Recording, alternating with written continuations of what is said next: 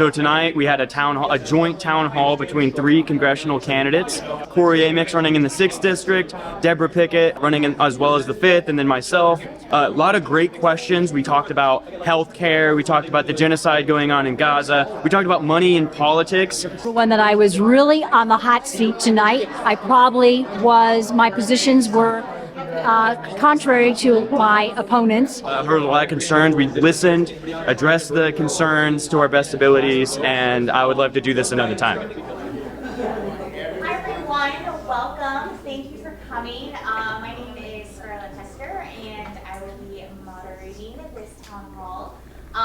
Just a quick FYI, Deborah is on her way here, but she is stuck in traffic, and so since you all are here, we want to go ahead and get started. But if you have questions specifically for her, please hold on to them, and we'll make sure that you have an opportunity to ask her your questions. I'm going to turn it over to the candidates to introduce themselves. Hi everybody, I'm Cory Amyx. Originally I was running for the 5th district, but I live in McCordsville now. For 23 years I lived here in Muncie. My kids graduated from Yorktown. My daughter actually just graduated this year from Yorktown, and we just dropped her off at IU last week.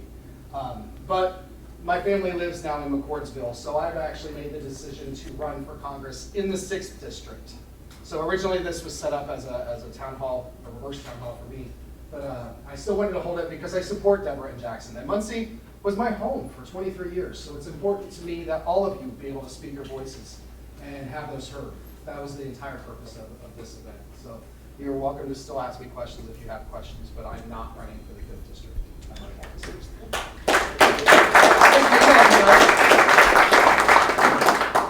I'm Jackson Franklin. I just firstly want to say thank you to Cory for setting this event up. Thank you to the moderator. And thank you to you guys for showing up. So we greatly appreciate it. We hope to hear all the questions, the concerns, your guys' thoughts. But yeah, I'm 25 years old. I'm a combat medic in the Indiana Army National Guard. I'm a paramedic, and I'm running a grassroots campaign, as is Cory, to get money out of politics and trying to give a voice to working class people. All right, so and we just need to give people health care and women's rights and gay rights and fight for all the rights that people have fought and died for in this country that these fascists are not trying to take away. So thank you very much.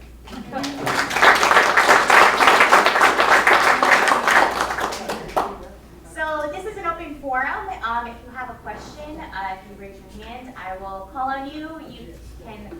We have a microphone, but we will be operating without it unless you are a soft-spoken individual. Then I'm happy to bring the microphone to you. If you do not want to publicly ask your question, we have some paper in the back that you can write down your question and which candidate it's for, and then I will read that to them as well. So the floor is now yours. What questions do you have? Yes? I was just talking to Jackson earlier, and maybe we could expound on our conversation about fascism, about the road that we're on, basically, and how it relates to history, how you saw it happen before, or read about it. I don't think we're around in 1939, 38, but anyway, go ahead and expound on our conversation. Sure thing. So yeah, we were talking about the rise of authoritarianism and fascism, because that's exactly what it is on the rise in this country. And yeah, my brother was just at Camp Atterbury for the protest, so if you guys are there, awesome. Meeting some Rachel Maddow the other day, so he's more famous than I am right now. No, I'm a humble congressional candidate. I'm too small for Rachel Maddow. But no, about fascism, right? So you see what's happening with the gerrymandering problem. Trump says he's entitled to the 5 congressional seats in Texas. Hey, Deb. After this question, we'll let her introduce herself. But no, yeah, and fascism is on the rise in this country. That's why meetings like this are so important. That's why those protests at Camp Atterbury, the No Kings protests, the hands-off protests are so important. Trump, just the other day, he joked with Zelensky, saying like, oh, if you had a war in Ukraine, that way you didn't have elections, maybe we got to look into that. That's fascism. Zelensky was like, oh, you're seriously looking into that? And he's like, I don't know. Oh, and just the other day, he joked, like, a lot of people are wanting me to be a dictator. I don't know about it. A lot of people are saying this. That's what he does when it's on his mind. So we got to be very bluntly honest and, call out truth to power and rise up to the occasion. There's only a handful of generations in this country that have had the responsibility to defend democracy in its hour of most danger. It is up to us. It is up to our generation, the people sitting here today. It is up to us to defend the rights that people have fought and died for. So stay involved. Engage in your democracy. I'll hand it over to Deborah.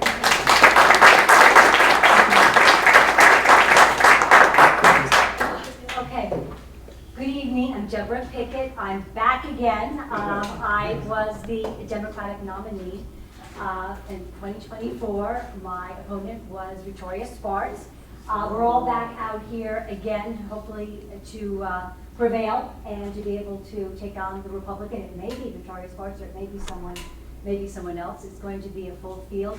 I don't know whether or not this is actually the field right now. It's very possible that there may be other people that will be stepping in to be, competing for the Democratic nominee. For my first election cycle, my primary priority was our democracy. At that time, I was deeply concerned about the state of affairs. I was very deeply concerned about the attacks on our rights. I felt that there was a degradation of government, and very, very concerned about what would happen under a Trump administration. If anything, I wish that I had been more fierce in my defense of it. I wish that I had engaged more with the public and had a lot more conversations with people, not those who were in this room, because probably every single one in this room voted for Kamala Harris, or it was also concerned about what was going on with our democracy. For me, it really was a matter of my first election, getting to know people in our 6 different counties. We have to cover, the 5th district has 6 counties. So there's a lot of space that we have to cover. So this next election is going to be about, it is going to be about defending our democracy. It is going to be about more important conversation. Now I am deeply concerned by what we are seeing with the dismantling of our agencies, the defunding of critical programs, the firing of all this expertise that has supported all of the services that we have gotten over decades, that Americans have come to rely on. I don't think Americans understand how much they have benefited from the government. And I think that what needs to happen with us when we're out on the campaign trail is to be talking to people, as many people as we possibly can, to let them know, to make very direct connections between the policies and what we are seeing at the federal level, the state level, and the local level, because it all trickles down from that federal level. So what my campaign will really be about will be trying to make these connections for the people that are out there. I think we face a perilous situation right now. I don't think we have the luxury of waiting for another presidential election. I had been waiting to see what would happen with our current legislators. I was waiting to see what was going to happen with the United States senators, 2 of them who served in the military, who should know better and should know what tyranny looks like. I've also been looking to Victoria Sparks, who grew up next to a beast, living right next door to her, who saw firsthand what it is like to live under tyranny. And I was hoping to see some courage, some conviction, some allegiance to the United States Constitution, because those 2 United States senators should know what that Constitution is about more than any American, and they have been silent and complicit in what they have allowed to happen before our eyes. What concerns me right now is I am a little bit worried about a lot of the fragmentation. There are so many people that are concerned. We've got a lot of these different organizations that are popping up now. They're very concerned about our democracy. I am worried that it's going to be a little fragmented, and that organizations like Muncie Resist was already, Mad Voters, they were already in place. Now I'm seeing other organizations popping up, and I am worried that those funding for those organizations is going to be depleted, and people are going to not know, where do I put my attention? Because we all have incredibly busy lives. We don't have a lot of financial resources. So how do we organize, and how do we make sure that our voice is focused, it's energetic, and it is effective? And so really what I would love to do, it would be to see whether or not those protests, if they should be, can we still hold these legislators accountable? Can we still get them to do the right thing? Because we have that institutional structure that is still there. It is under attack. It is fragmented, but it still exists. That constitutional structure for holding holding our president accountable. Can we get them? Can we shame them? And can we compel them to do the right thing? So this is really what I am. That I hope to do is in my conversations, talking to everyone. I am going everywhere. I am not just talking to Democrats. I'm out there talking to Republicans, Libertarians, Independents, anyone who will talk. And I am not lecturing. I'm right now here. I am really just trying to, at least every opportunity I can, to draw when I stand outside Dollar General and I'm asking them, well, how are you noticing those prices? Do you think that has anything to do with Trump's tariffs? I'm trying in a very quiet, subtle way just to introduce a thought, because they are feeling the implications of these tariffs and these policies and the degradation of the institutional structures that we've seen. So anyway, that's all that I'm going to say for right now, and I'll now be happy to take your questions.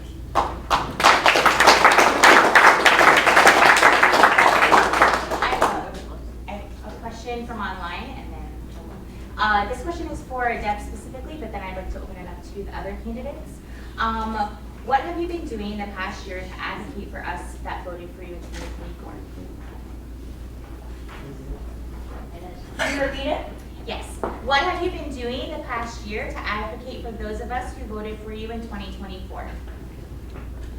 What I have been doing is continuing the conversations. What I've been doing is writing. What I have been doing is being out and attending meetings, listening to people, and that has really been what I have been doing, listening and trying to maintain and build those connections and build those relationships. That was the problem with the first election cycle. That is the problem. How do you get to be known, and how do you develop those relationships with those people who are going to be the ones who will be the constant threads between you as a legislator in Congress and what is going on in the communities. So that's really what I have been doing the past year. So for the past year, we started this campaign around like January, I want to say. We've been going, as Deb mentioned, like listening to people. We've been going to countless protests, getting involved in many different political organizations, building up new ones. You talk about, there's so many different groups. Which one do you go to? With the help of many others, we helped establish United Front in Muncie. So it's where all these different groups, all these political activist spaces, they're going. It's as in like an umbrella group, like it's a one-stop shop. So, if you're with the Feminist Action Network, you get there. If you're with, the Delaware County Democrats, you can come up to this group. NAACP are members, climate groups, pro-Palestine groups, all these, Black Alliance for Peace, countless groups, right? So you go there, you get engaged, you listen to people speak, and on top of forming that group, we've also, gone to so many protests, speaking to the people where they are, trying to get new non-traditional voters, people who felt like they've been left behind by the way politics has been, disenfranchised voters, even talking to Republicans who are like, hey, I'm a constitutionalist, I can't believe what Trump's doing right now. And what Victoria Sparks is saying, criminals do not deserve due process. That's unconstitutional. Every person deserves due process. So we're trying to reach out to these people. Did not vote was a candidate. They'd win every election across the state. So we're trying to get new people involved, trying to get my generation involved. The numbers speak for itself. My generation does not vote, typically. So we're trying to we gotta push forth a message that gets them activated, gets them energized to come out to the polls, get them engaged to support candidates, whoever it is. But on the other side, they're fascist. So right now is the time for unity, coalition building, and supporting what's right and basic human dignity. So I'll pass it.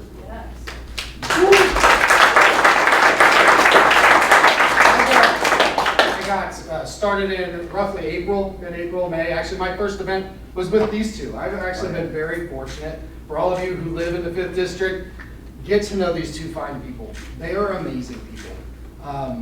You've got your work cut out for you between who you're going to vote for, because they've busted their ass. There's no nicer way to put it. They've busted their ass for this community and really are fighting hard for democracy. So I'm going to give it up for both of you. I've learned a lot from both of you. And outside of spending time with them, going to protests and events, I grew up in a small town, Congressville, for those of you that didn't hear me say that earlier. I grew up in a small business town. My mom was a beautician. My grandpa owned the barbershop right next door. And my dad and my other granddad were firemen. So my heart is in public service, in small business, which is what a lot of my platform is built on. So I've spent a considerable amount of time with small businesses, originally here in town, but more so now in the 6th District. And also working with our emergency responders. Just today I had a meeting with the Sheriff's Department down in Fayette County, which is a Republican sheriff, that asking them, what if I'm elected, what can I do to help the city? What are you facing? So those are the things that I'm doing for the 6th District. And I hope if I'm elected that I get to continue to do, because that is important to me. As well as talking with rural farmers. I can never say it. Rural, you sound like you just bit your tongue. But talking with rural farmers and really honing in on food deserts. That's a big, something I didn't know about. I grew up in Connersville, and driving from Connersville to Muncie, I drove through one for years and didn't even know it. Anybody guess the name of the city? What's the food desert through there? It's that little one stoplight town. It's literally a Family Dollar and a Dollar Tree combined in the same building. Yep. The Sandville. Food desert. It's considered a food desert. Centerville. Another friend of mine lives in Centerville. And working with food, farmers markets. That's one I started losing weight. I lost 40 pounds and I gained 10 of it back. Because I'm going to farmers markets so much and I'm eating way too much good food. But talking to the farmers markets to see how they can help with these food deserts. So, sorry I got a long-winded answer there, but that's what I've been doing for the 6th District.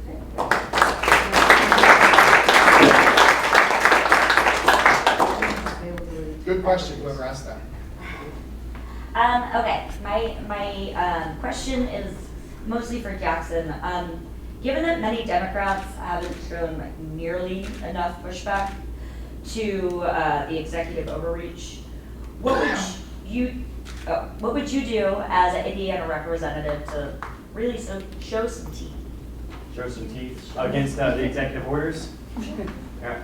So, yeah, as a congressperson, we must, Congress, just in the big bad bill that just passed, they gave Trump way too much power. It's the authoritarians supporting authoritarians, of course. But they gave him like federal funding, power of the purse over the president, where he gets more say. Elon Musk illegally cutting programs. They're not supposed to do that. You're not supposed to see a bill and on the back end slash it. So we need to uphold the law. We need to hold them as criminals, which what they are. All right, and then we need to write in new laws to take that power back to Congress, to the people.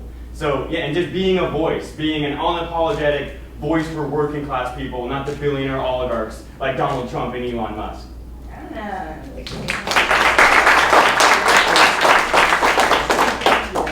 Just to add a bit to that one, it's so the big beautiful bill, whatever you want to call it. Yeah, it's so they actually gave more funding to ICE than the entire Marines. So if you want to add that in. Sure. Yeah. So yeah, it was $45 billion to ICE. Homeland Security, which directly gave it to ICE, right? ICE, they want to call us, the people protesting out on the streets peacefully. They're like, oh, they're terrorists, deport them. It is ICE that is the terrorist organization. They're going into our communities, they're harming our people, they're putting black bags over people's faces and sending them to concentration camps overseas. All right, we must remember, my history friends over here, you know, Auschwitz wasn't in Germany. And this CCOP prison, it's not going to be in America. But you know what they're trying to do? You know, they're trying to make, you know, Julian was at Camp Atterbury. They're making another camp in Miami County. And guess what? They want to have 1,000 detainees at ICE. They want to have somewhere around that number in Miami. We must push back by any means necessary. We don't bend to fascists. You know, the moral arc of the universe, some say it bends towards justice. I actually believe it must be forced to bend towards justice. Right now, these fascists are doing everything in their power to bend it towards injustice. So I believe it's up to us to push back, push the needle to represent human dignity and kindness. How do we do that? Just to follow up on what he was saying, is how do we do that? How do we do that? Abolish ICE. Abolish ICE. I'll open the floor to these two. Yeah, I would just like to, so I think this is the advantage of my age and my gray hair. And that is knowledge and experience and understanding and knowing that there is already the constitutional structure, there is already the means by which to reclaim our legislative powers. You just need to assert them. So if when I am your next Congresswoman, you can look to me to be asserting my voice with all my other congressional and my United States Senator and with those other individuals, taking back our constitutional authority to have power over the purse, to have power to put back in place programs, agencies, we have agencies that were mandated by Congress that have been dismantled. We have programs that were funded by Congress that have been shut down.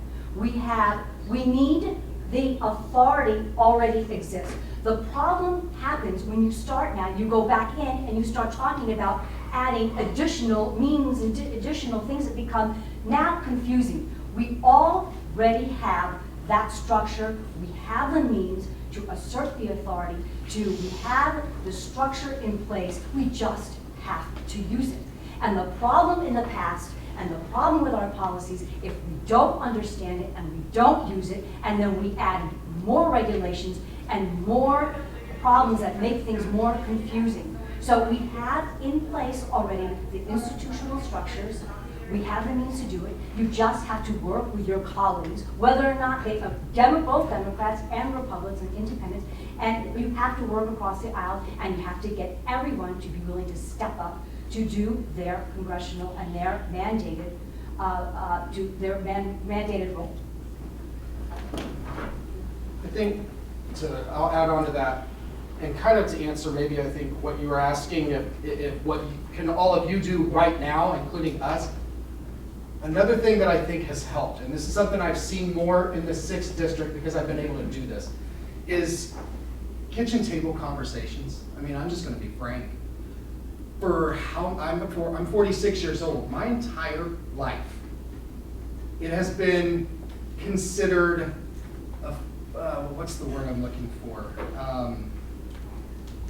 Impolite to talk about two things at the kitchen table.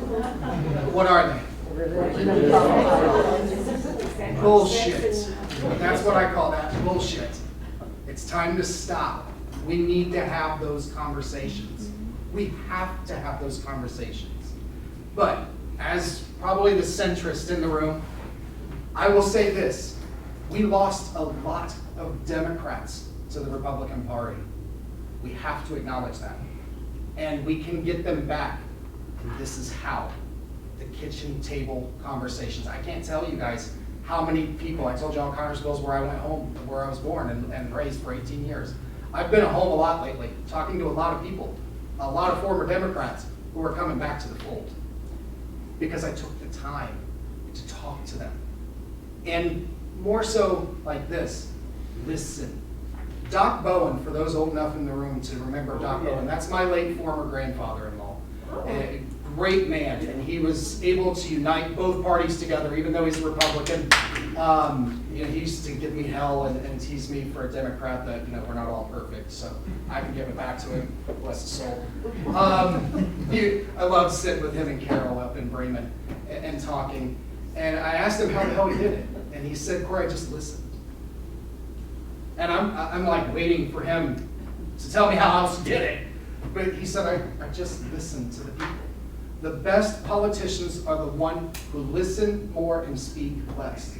People who talk more are the ones that are in it for the paycheck. So I know he may be a Republican, don't hold it against me. But Doc had some good advice. He really did. And I think that if we, as people, can sit down and have a conversation with each other and find that middle ground again, we'll bring more people back to the fold, and we will earn those votes again. We got to listen to them too. That means us listening to them. Now, I'm not saying the far right extremists, because we all know there is not a damn thing you can do with them. There's not.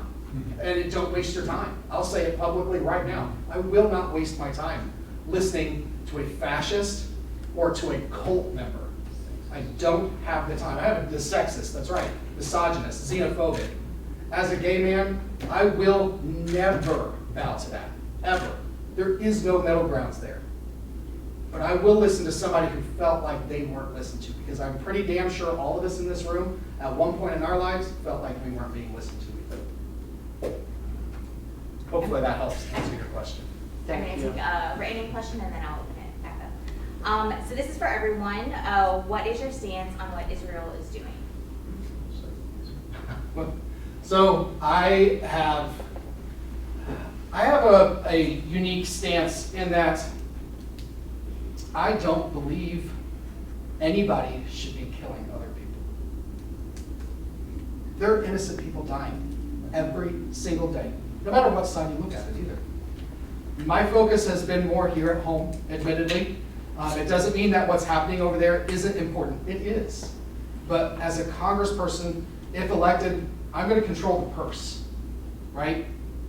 If I wanted to legislate for what we're doing over there, I would run for Senate. But for what I would do in Congress is look at the monies.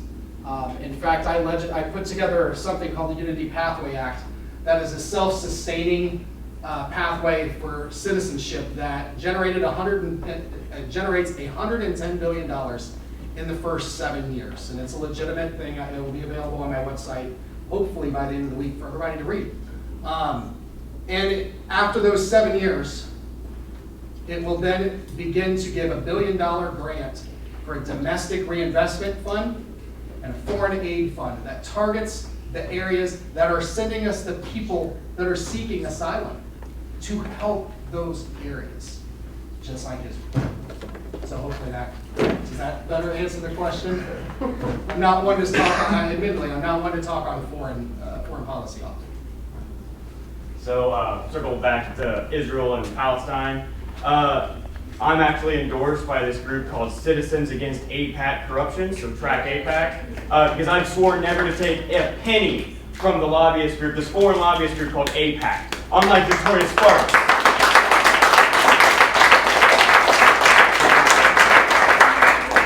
And I'm going to say what a lot of Democratic politicians will refuse to say, even though it's been clear, made up by the UN, Amnesty International, every scholar on the study of the Holocaust and of genocide. What's going on in Gaza right now is in fact that, a genocide. And we must do everything in our power to stop the deliberate and purposeful harming of children, civilians, men, women alike. And as talk about the power of the purse, well, we just approved like $100 billion deal to Israel's Iron Dome and missile defense programs. Defense, they're really offensive, of course. But no, yeah, the power of the purse, let's take that money that we give to Israel without a question, no oversight, hardly anything. We need to do, on top of investing it back home, as Cory said, how about we invest in some humanitarian aid for the starving children and this manufactured famine going on in Gaza, and then also the annexation, the blatant takeover of the West Bank.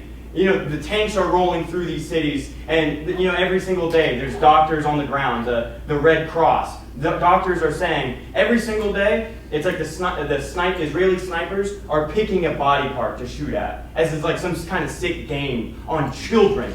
They'll have one day where they shoot nothing but the right leg. They'll have one day where they shoot nothing but the genitals. They'll have one day where they shoot nothing but the head. So this is a sick game, and Donald Trump is complicit in genocide. Benjamin Netanyahu is complicit in genocide. He's manufacturing it on top of like Ben-Gvir, Smotrich, and all these other top Israeli military leaders. We need to hold them accountable to international law. So as Congress, we need to investigate the people of our American country, in America, who are complicit in these war crimes, crimes against humanity, also while investing at home. So that's Didn't they, I just saw something in the news, correct me if I'm wrong, about the food that was incinerated. Did either of you see that? And I don't want to speak out of turn because I didn't catch the whole thing. They're purposely blowing up. They'll give these food sites, they'll have, hey, come here. They got rid of all the natural ones, the UNRWA program. There was all these aid distributors and then they got rid of them all. There were like more than 333 sites. Now they're down to like, what, 4? Something like that, which is just not enough for like the 2+ million people in Gaza. Now when they come get the aid, they purposely blow it up. But then that's not enough. Now they wait for the ambulances to come by. They wait for the family members of these dead children to come by to collect the remains, and then they'll bomb that. It's called a double tap. It's disgusting. Yeah. So I would just, so boy, is this a hot topic. I've had doors slammed in my face about this one. I first want to acknowledge that October 7th was a horrific day for Israel, for the Jewish people. That was, for them, a very traumatic event. What has unfolded has been a reaction that is so disproportionate to what happened. And what is deeply complicated here is the fact that you have a president, you have Benjamin Netanyahu, who has also used this as an opportunity to preserve his ass. That's true. To prevent himself from going to jail. So, One of those. yes, so we've got, exactly, we have got a president and we also have a leader of Israel. Fortunately, the Israeli people are now finally standing up and rising up against Netanyahu. They are out protesting in the streets and saying enough is enough to these horrific acts against the Palestinian people in Gaza and also in the West Bank. So this is now all coming to fruition. This again speaks to who you have in Congress. This again is a decision and action that can be taken by your United States senators and by your Congress people. Because those are the ones that have the authority to use the purse, to negotiate the terms, to put pressure on Netanyahu. At this time, there is no pressure on Netanyahu to change course. Finally, thank God, the Israeli people are protesting in the streets, and so that is one place. When it has come to the recent actions that have, I thought this was beautifully stated, very succinctly stated, that when it came to the actions on the Israeli and the United States actions on the Iranian nuclear capabilities and on their facilities, it was an action that was justified, but the wrong team to oversee. And I think this is what makes this whole situation a hot mess, is that there are some legitimate actions to be taken, and yet the people who are overseeing it are so incompetent and corrupt and cruel. And it is up to the United States Congress to hold them accountable. And it is their responsibility to serve and use their authority to make sure that there is justice that is served in Israel. Did you mean like the Iran attack? I'm talking about, yes, the attacks on the Iranian nuclear facilities. You agree? Yes, I did agree. Back to when you were talking about what you're going to do when you get into Congress and all. In order for you to get into Congress, Yes. you have to have the votes. And I think the reason that we're in the situation we're in right now is because the Democratic voters aren't going to vote. You know, so in order for you to get there, you have to have the votes. How are you going to get people, and I say we, because it's up to us to help. how do we get those people that don't care enough to vote, how do we get them registered and to vote so that you can get in office? So, what I would say is, this is embarrassing to say this, but I'm from Hamilton County and I'm from Carmel, and actually those are my roots for the past 22 years. My husband and I have lived here over almost 4 decades. But I didn't know anyone in the 5 other counties, and I spent more time just trying to get to know, like Charles, I had no, and Judy Merritt, I did not know, I hate to let you know this, I did not know really anything about my 5 other counties. And I spent so little time in my own home county, which is where the votes are. That's where I actually have a lot of the connections. And the other thing too was that the structure, the party structure, it is just now coalescing and building. And I'm seeing now when I go around and I am at the different Democratic meetings and I am at different county meetings, that the number of Democrat people who are now willing to step forward and get organized is so much greater than it was. There was, back in 2023, there were 6 Democrats in Fishers. They're now on that directory over 700. So it really is, it shows it's talking to people, and it's just, and providing organizations for people to show up and to come to. So I think that this is what I think that's what my role, part of my role is as running as a candidate, is to try to get people interested, get them to the polls, get them to these meetings so that they feel that there are others that share their same concerns. So, but it's great and it's more powerful if it can be amplified by everyone who is here. You just go out there and just pull people in. So, thank you. So the way we're going to get new people involved is, if you look at what is happening in New York City with this massive surge in voter turnout for people like Zoran Mamdani. Who here is a fan of Zoran Mamdani?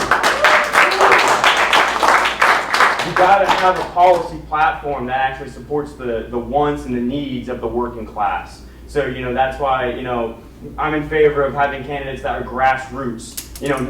Swore off, no corporate donors, no super PACs, no APAC money, and we need to support popular ideas like legalizing cannabis nationwide. Ball State, our very own here in Muncie, 87, according to their studies, 87% of Hoosiers want to legalize cannabis statewide. Indiana is surrounded by states that already have this legalized. Even Kentucky has it legalized medically. We're the ones getting left behind, and that's our taxpayer money that is it could be reinvested. There's Operation Pothole people joke about. All the tax revenues could go into fixing our streets. I'm sure someone almost popped a tire on the way here. All right? Yeah. I had my tires checked today. Anyway. True story. But no, we're going to have to get people involved by offering, you got to bring people to them. Show them that the Democratic Party means business. All right, you have to have a platform and candidates that aren't just against the fascism. You got to be for a vision, a pro-democracy vision.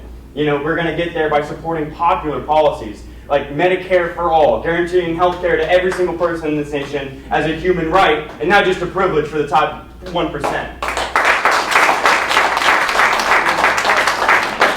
Talk to people out in the general public and stuff. So many of them say, "Oh, I don't care. I'm not interested in this," and that's what's infuriating to me is how do I make you understand that this is important to you, And the people are just oblivious to what's going on around them. It's you can just see it in their actions as they walk around there. They have no clue as to what's going on. I ran into that the other day, and I'll give you a real life example. It was my mom is a beautician, and you all would be like, "Why did you go pay for a haircut?" Because she was an hour and a half away. That's why. I didn't know what paying for a haircut was like, so I went to Ball State and I called my mom the first day. I was like, "I just paid $20 for a haircut." That was welcome to reality. But I was at Great Clips in McCordsville, right there on Pendleton Pike, and talking to the lady. And I was getting ready to go to an event, and she asked me what I was doing. We were making small talk, and I told her that I was running for Congress. And she's like, "Oh, I'm sorry." And I was like, "I'm not. I'm it's a lot of work." But it explains some of the bags under my eyes for all of us, probably. But she's like, well, I don't vote. And I said, do you mind if I ask why? She's like, well, I've never voted. So double tap, literally, like, wow, why? I didn't get into politics. Why? I just kept asking why, but I wasn't being rude or I wasn't being a smartass. I was just being honest. Why? Tell me. I want to know more of what get to the root cause of that. It's there's some underlying issue there, and it's because her parents didn't talk about it. She doesn't understand politics. And I was like, wow. So if you understood politics, do you think that you would vote? And she's like, well, I probably would. And I said, well, let me ask you this. What's it like at the grocery store for you? I shop at Meijer there on Pendleton Pike. I live literally right behind there, like half a mile away. And she looked at me and she's like, oh, it's been hell. I've had to put stuff back in the grocery store or on the shelf. And I was like, yeah, me too. And she kind of looks at me and gives me this look. And I was like, what? And I just asked her, I was like, what's that look about? She's like, well, I just didn't expect a politician to put stuff back on the shelf. And I was like, I'm not a politician. Thanks. But I work at a university in financial aid office. I am broke as hell. I was literally comparing the price between Jif and Meijer brand peanut butter last night. Like, I'm not even joking, last night. Like, it's a struggle sometimes to get gas in the car before payday, which is this Friday to me. And I was all over the state of Indiana. Am I going to have enough to get to all the places that I need to before my paycheck? Do you think that poverty knows a political party? And she just kind of sat there and she's like, you're right. And I said, what if I told you it's politics that's the reason that you're paying more at the grocery store and paying more at the pump? Do you think you might be motivated to learn a little bit more about that? And she's like, yeah. And I was like, well, we're going to have a meeting, Democrats having a meeting. And I gave her the dates. I actually had my mini version of this with me. And I gave it to her when I came out. And she said she's going to come. We'll see if she does. I hope she does. But it's just taking the time, I think, to have, again, kind of those kitchen table talks with people. It is an uncomfortable thing to do because we're not used to doing it, right? Don't talk religion. Don't talk politics. But I think the more we have that conversation, the more we listen, the more they're likely to come out of their shell. Try it. You're going to feel uncomfortable when you do it too. But do it to hear them. Don't do it to talk at them, because you're going to turn them off the second you do. If you don't care for politics, politics won't care for you. Relate to them on a personal note. Like, if that's what ultimately, I hate politics. I hate it. And that's how I learned that big lesson right there. That is where it connected with me for politics. How politics is something that I actually cared about my whole life and didn't even realize it. I would just like to say one thing I'd like to add to that as well, and that is, again, there is in our society a tendency to think that we can develop these relationships, we can develop this trust very quickly, and it does take a long time, and it takes very deliberate outreach. And this past weekend, I was up in Kokomo, and I just spent the time at one of the, I was at several different locations, spent about an hour and a half outside Dollar Tree, just talking to truckers, standing out there as people were going in and out, just saying, tell me, how are you doing? And how how the prices here. And there, by the time the things that people were willing to share with me was really, a single father with two teenage children. How are they going to pay for their school supplies? They don't have a job. The battery factory up in Kokomo now, the job that they thought they had, they no longer have. And he was asking the truck driver next to him, who works for the city of Kokomo, whether or not he can get a job. By the time I finished with that conversation, they both said to me, I wish politicians did this a lot more. And that is what it's going to take from me, from you, from you. And it does not happen as we're going by shaking hands and saying hello to everyone. It happens slowly. And I didn't start my campaign until February of 2024, for God's sake. I just didn't know. You don't know when you're running for office. I did not know what it takes, but it is absolutely the way to do it, because we are here to represent you, to hear your voice, to be your voice, to understand what is in your heart. And that only happens from being willing to talk to people wherever they are, whenever it's good for them, and hearing what they have to say. So it was those conversations that I had this past weekend, talking to the firemen, talking to the people, as I said, the stories at Dollar General, and people are really suffering. A woman came in to get a container the other day for her watermelon. It was usually $1, now it was $3. There was a woman who had in her bag Epsom salts. She'd been to Walgreens, she'd been to Dollar Tree, and now she decided to come to Dollar General. And she was feeling absolutely the impact of those prices. So that's where I begin to make those connections with people. And I gave them, they wanted my cards. So, you know, that takes a lot of time, but it is the right way to do it, and we need to do a lot more of it. And I say us, not just Deb, Jackson, and me, Yeah. all the politicians, all the people running for office, hold us to the fires for that. Yeah. Make them have the conversations. But we need people like you guys too.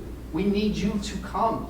We need us, it's people like us in this room that put people like us up here. Make it a goal for yourself. The next event you go to, bring 2 friends with you. And then encourage them to do the same thing. That's also how we grow. Not just as a party, but as people. Go ahead, Scarlett. Okay. Sorry. Yes. Yes.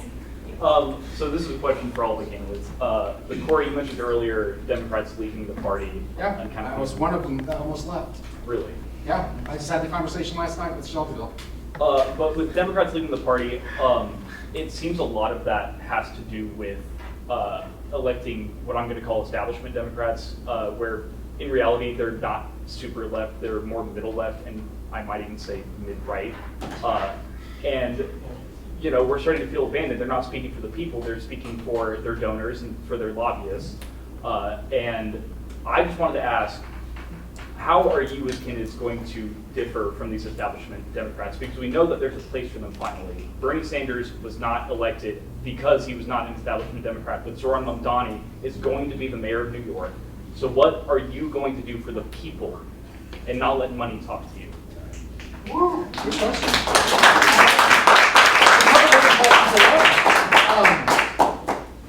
For me, I can speak as somebody who almost left the party. As a gay man, I will never have a Republican or by my name, ever. As someone with a mother, with a daughter, and with a sister, I would be embarrassed to be a Republican. Here's the thing, I've talked to Republicans who are former Democrats that have said the same thing. There is a shift that they're coming back. Now, what will I do? Listen. So I had on my website a platform, and I had everything that I stood for on there. And I took it down at the advice of actually a constituent in the 6th district. And they looked at me and they said, "Cory, I've known you your whole life. No, this is not a family member. This is actually a Republican who is they're in a high seat in the town." And they said, "I've known you your whole life, and you have stood by 4 principles your whole life." He said, "That's your platform. Put it on there." So all of you right now, you can all go to amyxcongress.com, you can go look. I removed what I stood for, and I put my 4 pillars. And I will abide by those 4 pillars, and I work for the people, not for a party. I'm not going to work for Republicans. I am not going to work for Democrats. My loyalty starts at the people. It doesn't stop, I'm going to say that. Stops Completely wrong. I'm going to say that. It doesn't go with money. That's for damn sure. I don't have any of that. And I'm not honestly worried about it. That's one thing where everybody's like, "Oh, how's your fundraising?" It's shit.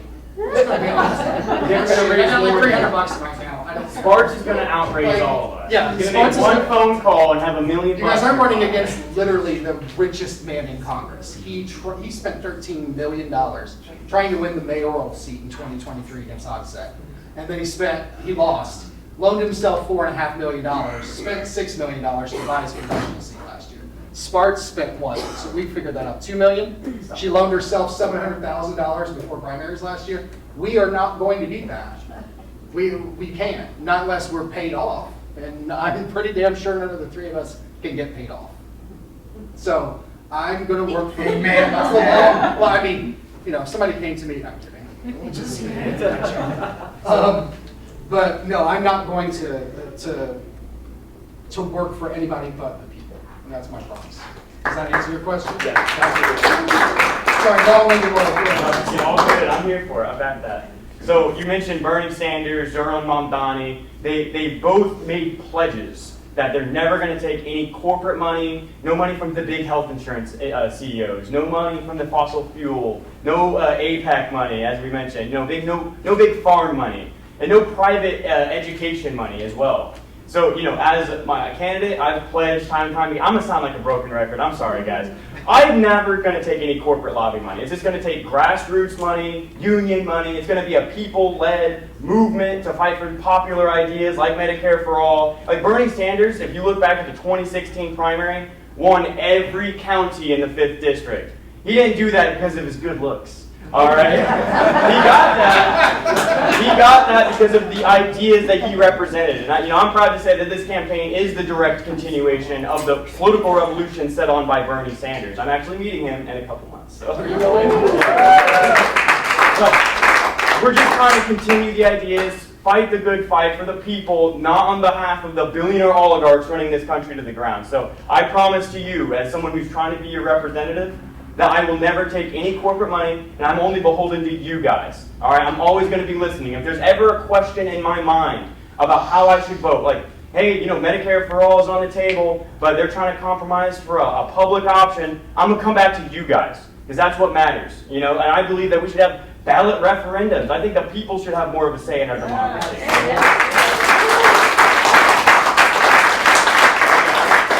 As you mentioned, a lot of people leaving the Democratic Party. I think it's because of they feel like there's two conservative corporate parties, and most of the Democratic base. You look at the polls. You don't have to look at the polls, but 77% of the nation wants Medicare for all. You know, everyone has a bad healthcare story. We need candidates that support popular legislation and just common sense legislation that you could look across anywhere in the world. All major countries in the world have one version or another of a single-payer system. So I promise to you that I'll listen to you, and I'm only ever going to be beholden to you, never billionaire oligarchs.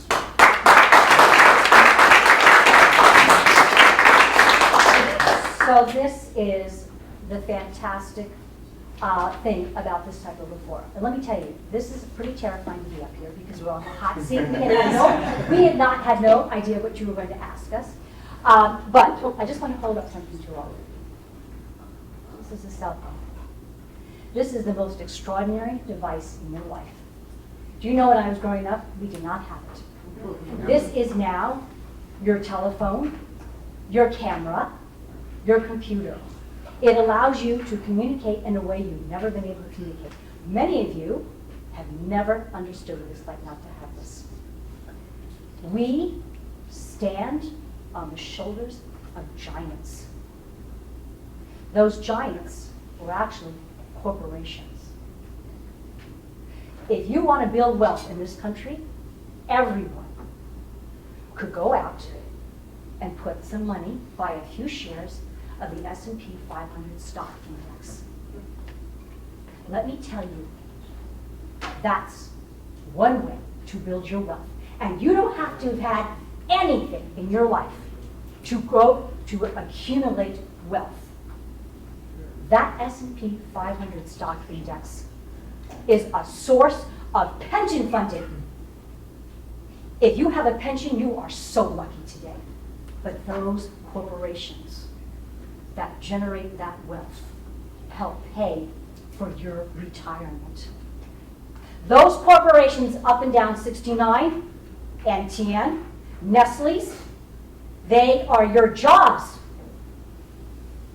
They provide you your income.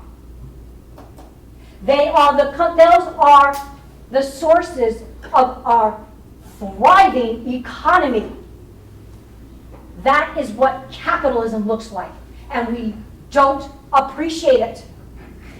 What has been critical to this thriving market economy has been the United States Constitution, the structures there of justice, and of regulations and standards, and that's what's being attacked.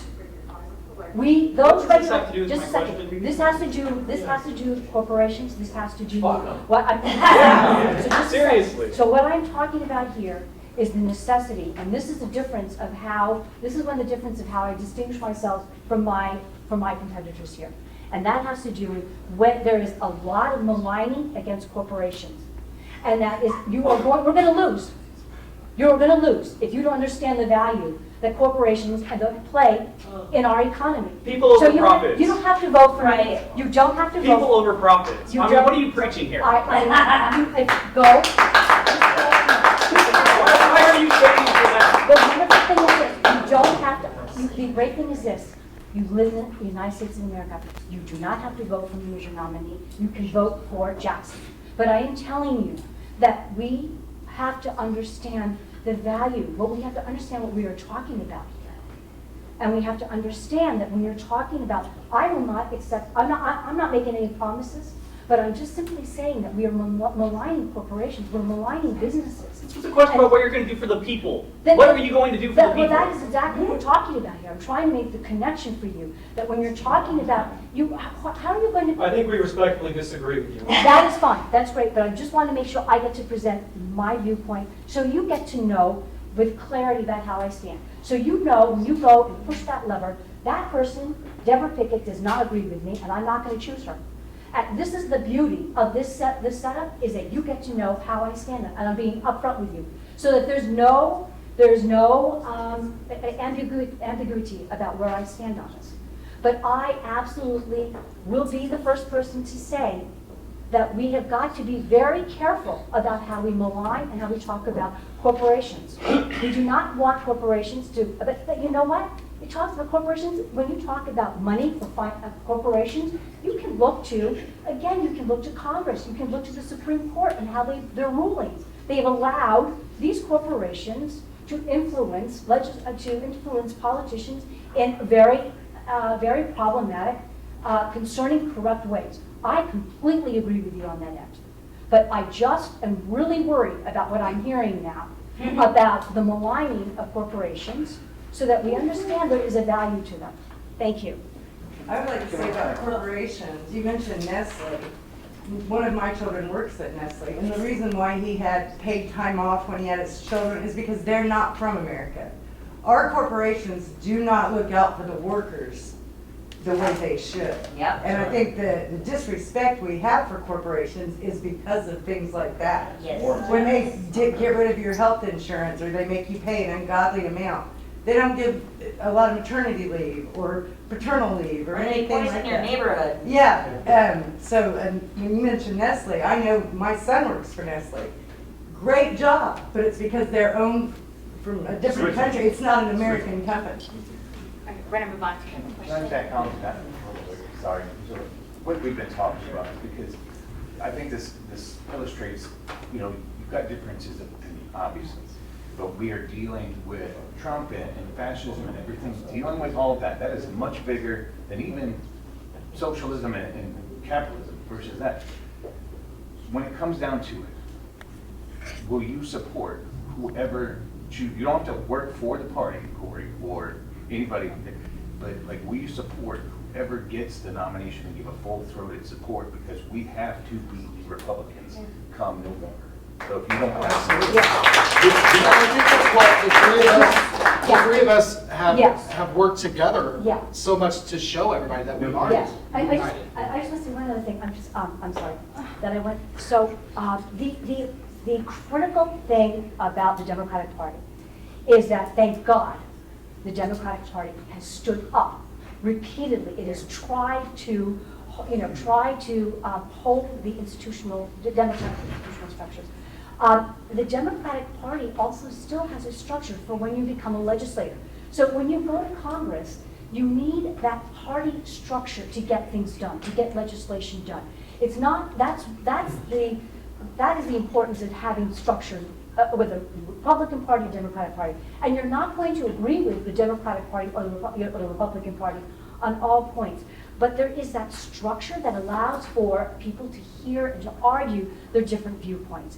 And the Democrats have absolutely unquestionably, the past 10 years have been fighting for the democratic institutions and have been very concerned about what we've been seeing with our democracy and with Donald Trump and tyranny. The other side are literally fascist. So there's not like a false equivalence between, like we may, whatever disagreements we may have. I try to focus on coalition building on wherever we can. But Victoria Sparks literally voted against the PACT Act. She voted with veterans health care. People who went overseas, from the wars that Congress sent them to in the first place, people I know, and she said veterans don't deserve health care. She voted against the Fair Marriage and Love Act. She doesn't think that gay people should have a marriage. She doesn't want to codify that in the Constitution. She doesn't believe that interracial marriage should be codified in the Constitution. So there's not of course I would support whoever the Democratic nominee is in the sense of the other side literally wants to send us all to camps. I don't think Deborah Pickett wants to send us to camps, let's be fair. So, but it's you say, oh, will you full-throatedly? If there's another person in here that's just blatantly pro-genocide, taking all the corporate money, full-throatedly, I'd be I would just say, I support that person over the fascist. Am I going to go, Bernie Sanders campaigned with Hillary Clinton and Biden after both times he lost. And if we find ourselves in that same position, I'm going to do what it takes to beat the fascists. I'm maybe not going to be oh, I love their policy on Gaza. Or I'm not going to lie, bring down my values, never abandon the values, but I'm going to be hey, this is the choice. We have a choice between democracy and autocracy. That's what's before us right now. We need to come together and unite under this, a banner of democracy. We're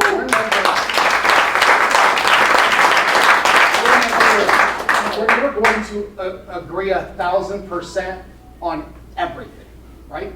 I mean, I am Powerball. There's no perfect candidate. There is no perfect candidate. There's going to be something that you like about me that you don't like about Jackson, or you don't like about Deborah, or vice versa. There's not ever one thing. Don't let one thing turn you off and not vote, because that, I can tell you, I've talked to people, that actually happened. That's why climate that happened. That they just didn't vote because they were pissed off about one thing. Right. That we can't afford to have that happen again. Democracy is depending on us finding the middle ground. That is the most important part.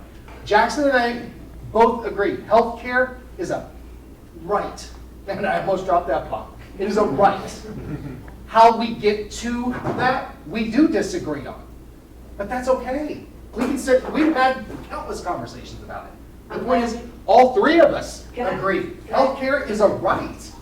So I'm glad you said that. I'm from Howard County. My name is Lisa Washington. I'm the Democratic chair here. So I am a nurse. I've been a nurse for 30 years. My husband is an internist. He's been an internist in Howard County for about 30 years. We've talked a lot about food deserts. The other problem that we have in, I can say Howard County, and I think it exists in many other counties, is a healthcare desert. Yes, it is. Right now in Howard County, we have, when my husband came to Indiana 30 plus years ago, he came with about 30 doctors. Not all. He was recruited here. He was recruited here. Of those 30 doctors, there's probably 3 of them that are left. So we have a very hard time in Howard County recruiting healthcare providers to that area. As a result, and the big beautiful, whatever you want to call it, has not helped that. We have a lot of, the organization that the nonprofit that I work for, we do a lot of things with chronic disease management, maternal health care, infant mortality. So we have a lot of our pregnant women that come out of our county to have babies. We have a maternal health care desert that surrounds us. I heard Jackson talk about one-payer system. I'm not opposed to that, but I'd like to hear each of you kind of talk a little bit about what would be your solution. We know that up to 180,000 people are going to be taken off of Medicaid as a result of this bill. But what do we do? What is your idea of how we support these people during this time of transition? We have a housing shortage. We know that their food pantries are going to be affected by this bill. So we have a real crisis. We probably all agree in this audience, Victoria Sparks needs to go.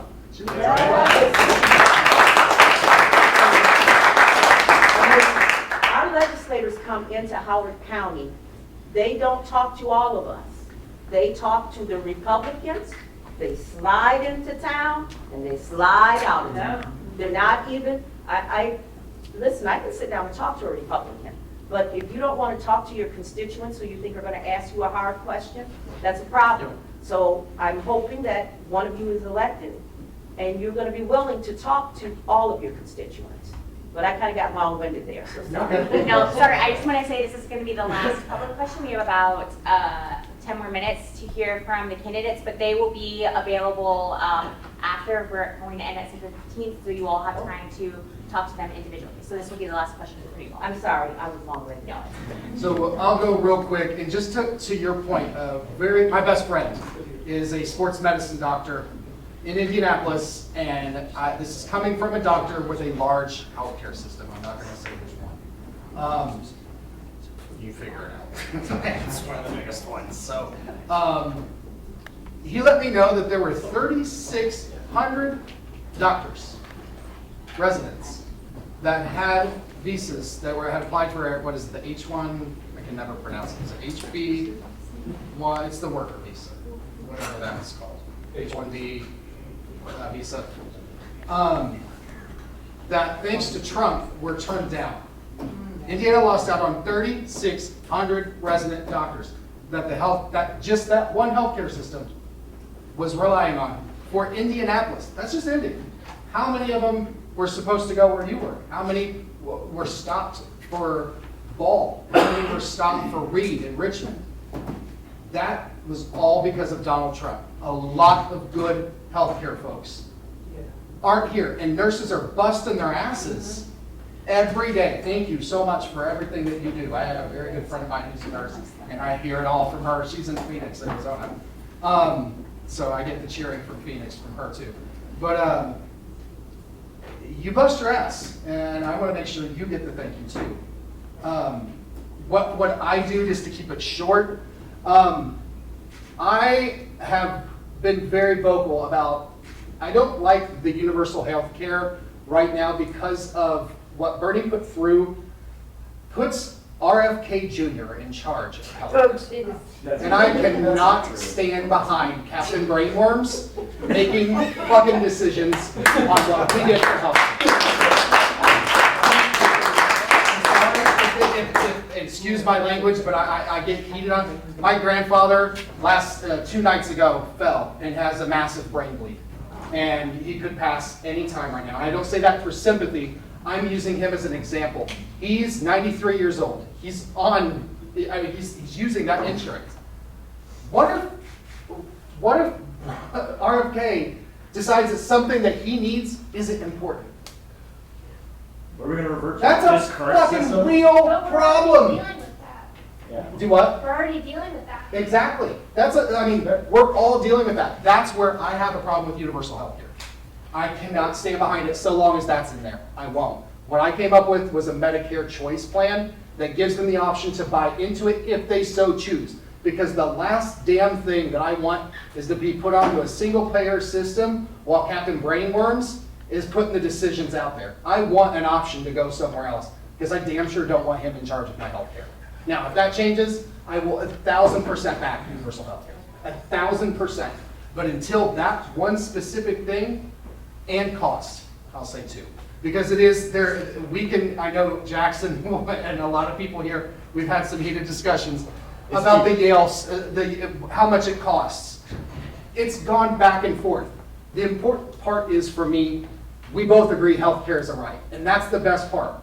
We agree it's a right. How we get there, that's the fine details that you gotta come together to figure out and get there, right? Doesn't make me a bad person because I don't want universal health care. I don't think any of us want RFK making our decisions, right? I think we can all agree on that. If we have universal health care, RFK is long gone. Let's pray to God. The one issue though would buying into any kind of supplemental plans or anything else like that, these are all designed to turn health care, even Medicare and Medicaid, Profit. to profit. I know. So we can't be, saying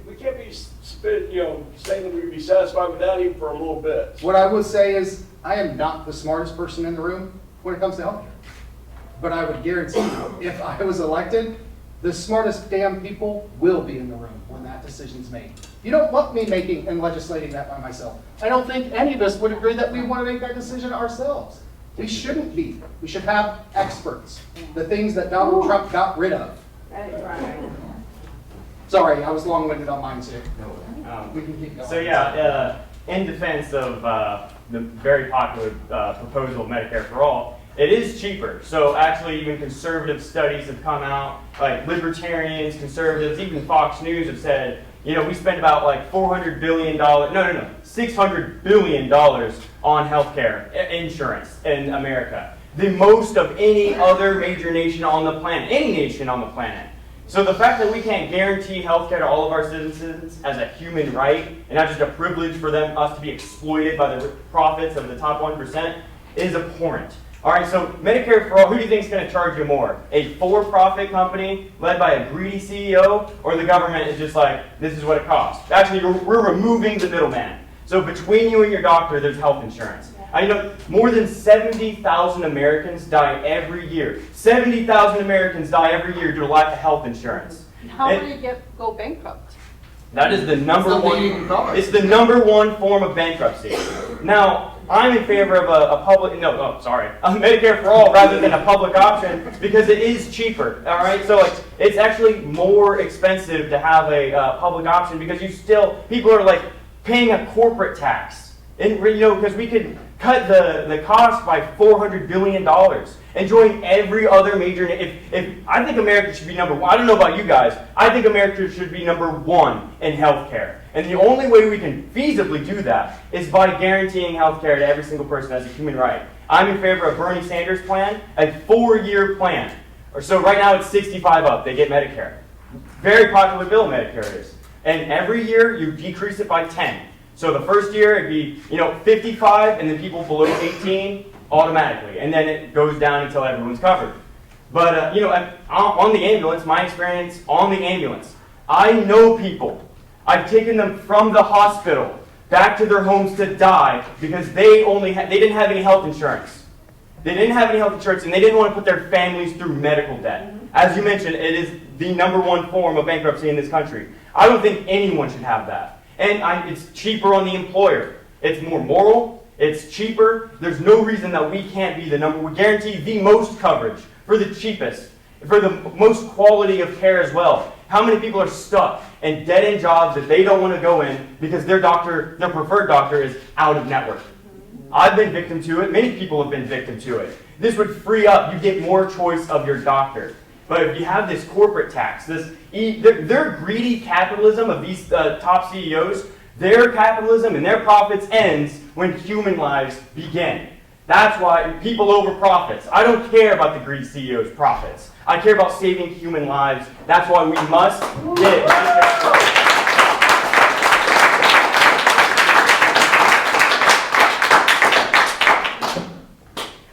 So this is absolutely devastating, what has happened to these major cuts in funding for our healthcare system. Absolutely devastating. And isn't it interesting also how these cuts are going to come in phases so that some of those cuts are not going to be visibly seen until after the midterm elections. So it's all very clever about how they've gone about doing this. I also am very much in favor of universal health care. And studies have definitely shown that even in the state of Indiana, where there is an emphasis on trying to hold people accountable and responsible for their healthcare decisions and try to get them to have some buy-in to the system to hopefully encourage responsibility. It turns out that the costs of having to reinforce these programs to go back and recoup those dollars, it's very hard, even if it's a $5 or $10 contribution that you're expecting someone to contribute to their health care through the Healthy Indiana Plan. It's actually administratively cost inefficient. It does not work. So it is, the other thing too is that we need healthy citizens. We need them to take care of their families. We need them to be able to take care of themselves. We need it for productivity. And everyone is going to, at one time or another, going to be tapping into the healthcare system.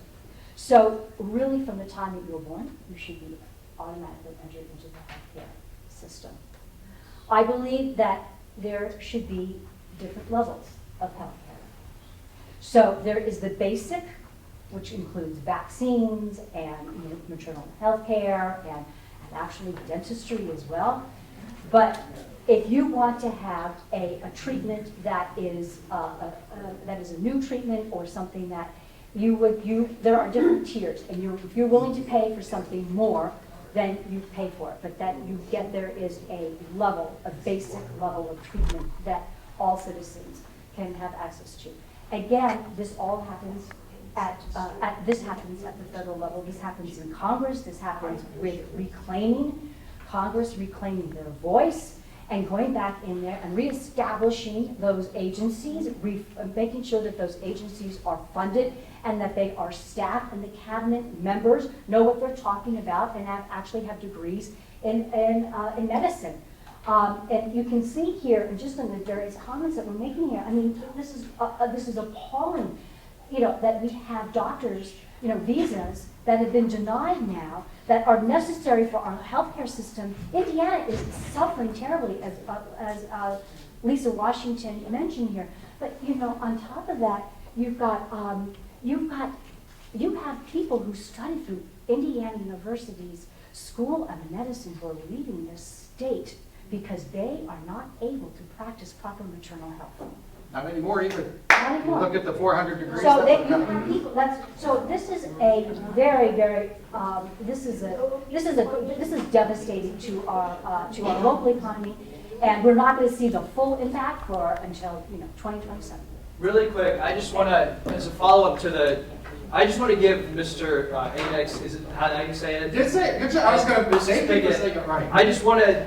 I know we're about to wrap up, but I just want to give you both an opportunity. For way earlier, the question about Israel and Gaza. Jackson was the only one who said this is a genocide. We talked before about pledges and whatnot. Me personally, I will never vote for any candidate that is pro-genocide, and I count anyone as pro-genocide who's a genocide denier. So, in my book, that's going to say level. Defending what's happening in Gaza is the same level as Holocaust denial, probably worse because it's happening right now. Yeah. So, will both of you say it's a genocide, and will you promise you will not send a single cent to Israel? I'm not making any promise about not sending money to Israel. I do not want to be, I do not, at this point, it's not fair. I do not want to be put in a position where I am determining how much money, whether or not I send money to Israel. I'm not making that promise. I do absolutely believe that what is unfolding in Gaza is a genocide. There is no question about it. And I am deeply concerned about what I've seen also in the West Bank, because the West Bank has also been, the Palestinians who were there have also been subjected to, behavior actions that are, incomprehensible and unjustifiable. So wait, I'm sorry. You're okay with admitting it's genocide, but you're also okay with giving them money? I'm not making, You're not making promises, but you want to see us to vote for you, so you can make a promise. When you become a legislator and then you look and you determine what the facts are, yes, that's how it works. No, I understand. That's how it works in life. You don't I'm not making any promises. I'm not making a promise to you that I'm not sure that I'm going to deliver. But it's your choice. It is my choice. It's your choice, so you can make that promise to all of us. I'm not making that promise. Okay, thank you. You all have that. I'm not making that promise. I guess we know who wrote it for. I'd like to say one other thing on healthcare as well. I believe I've got good union healthcare, and I've been fortunate enough most of my life to have good union healthcare. There was a time though where I was stuck on Indiana Health, or Helping Indiana or whatever, and it drawing unemployment, getting extra benefits because our union applied for them, so I was back in school, but still had to pay out $5,000 for medical testing that I had no control over, saying how anything was done or anything else. And I don't believe, though, even as a good union worker and the good union health care that I've been provided, that I should have any better health care than anybody else, no matter how much more I pay. And I think that everybody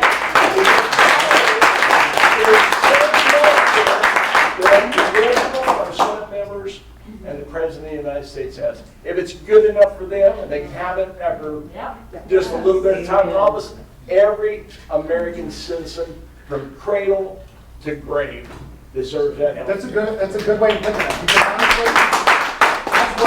that's where I talk to so many union people and I'm like, I don't want to switch. So talking to them, I'm like, all right, you don't want the single payer option. Because unions, I mean, you guys do really have really good insurance. Well, single payer, a lot. he's saying that, like. But I see what your point is. Why can't everybody have that? I'm fortunate enough that I work for a union, that our union promotes health care for all. Right. But You know what? may I just I'm say not- it? let me speak for Well, a I'm sorry, second, just Deborah, wait, on the health wait, care excuse me for a second, may I just say? I work for the federal government. Wait. I have probably the best insurance around next to you folks in the union. And you know what? I pay $350 a month, every month for my health insurance. And every year I go up 50 to $100 every year. And that's because they increase it. And I used to have a union before Donald Trump took that away from us. That's right. Okay, I just want you to keep that in mind. I just want to give an example of where there's a difference right now. There are a lot of these medications that are right now being used for weight loss. And there are different forms in which it can be given. And so that's where, the thing is this, that is a very costly, you're weighing the cost of administering that medical treatment. But there are different ways, different forms of which it can be delivered. So there may be people who say, I am willing to, this drug is very important to me, but I'm willing to do the injections. But there's someone else who says, now, okay, I am willing to pay more so that I can have the pill forms. That's where I'm talking about. There's differentiation in pricing when it comes to medical health care. Well, and that's like Donald Trump calling Christie a lard butt. And who are we going to have deciding all these decisions as far as and who gets the pill and who gets, you know what? We've got Americans, we've got enough technology, enough ingenuity that we can figure it out and that it can be done. We can stop spending money on fighting and wars and start paying for health care for everybody. And another thing about losing votes, one of the main topics about Democrats not getting out and voting. Part of the reason why our people, why women and brown people, people of color, are going out here and deciding to vote for Donald Trump is because the Democratic Party has started taking corporate money as well. Yeah. So we need to get away from the corporate dollar. Yeah. And we need to start cutting that line and drawing that line in the sand and start being with people and saying the crap, the heck with corporations. I can tell you that corporations are not people. Corporations shouldn't have a vote. And I can tell you.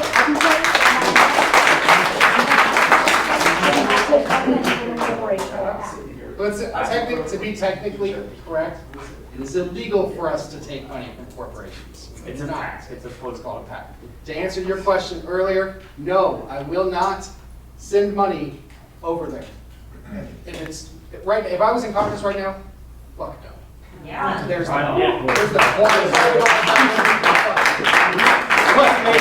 I'm going to make myself very clear. In 2 years, when one of us would take office, things will be different. We have to, and that's where all of you have to evaluate what's going on at the time. Our answers today, this isn't backtracking. Situations do change. What if things start to get better over there? Do you want me to send money then? Okay, I'm so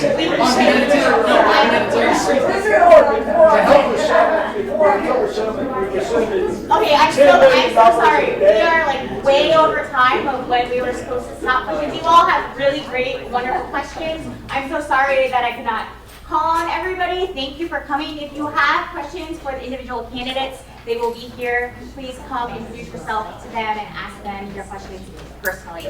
Thank you all for being here. Thank you to the candidates. Write them down. You can't get to us, write your questions down. You can put to all of us, you can put to one of us individually, and put your name and email address on there, and we will personally respond to you. Let's say this is how you're going to find all of us.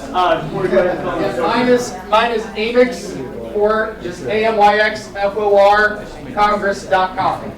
And mine's Pickett for Congress.com. Mine is JacksonFranklinForCongress.com. We will get Sparks out of office. I don't care how they redraw these districts. We were going to be fighting for you, the working class.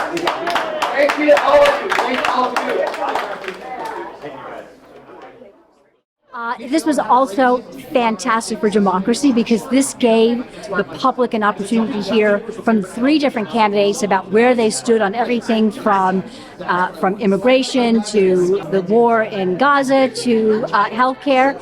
So I think this was a terrific forum for the public, and hopefully they'll become more engaged in the voting process and take their election seriously.